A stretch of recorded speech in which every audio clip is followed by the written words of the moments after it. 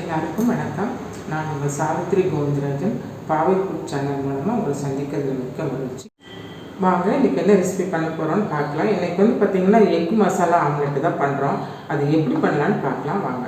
பாருங்கள், எக் ஆம்லெட்டுக்கு நான் 2 எக் எடுத்திருக்கேன்.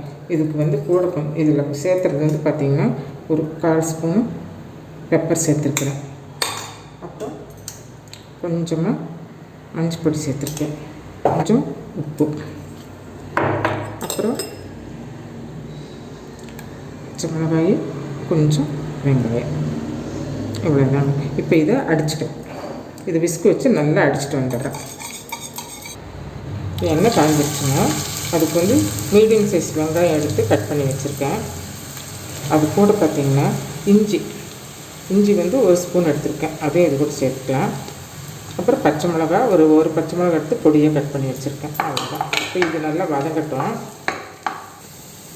இது கூட கொஞ்சம் கருவேப்பிலை சின்ன சின்னதாக கட் பண்ணி வச்சுருக்கேன். அதே மாதிரி கொத்தமல்லி தழையும் இது கூட சேர்த்துக்கலாம். வெங்காயம் பார்த்திங்கன்னா கொஞ்சம் கண்ணாடி பதம் வந்ததும் நம்ம தக்காளி சேர்த்துக்கலாம்.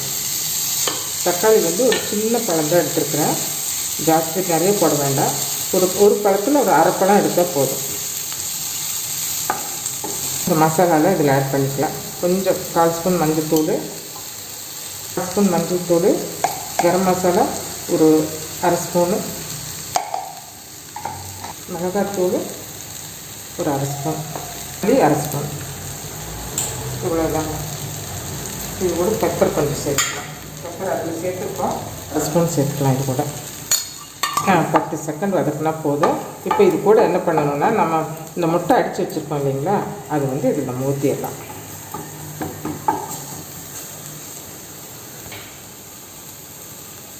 இப்போ இந்த முட்டையை இதில் ஊற்றிடலாம்.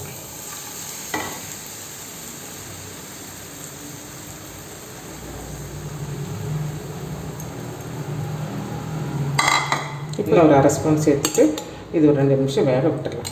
வச்சு வேகட்டும். ஒரு 2 நிமிஷம் வெந்துடுச்சு. இப்போ இதை நம்ம திருப்பி போட்டுடலாம்.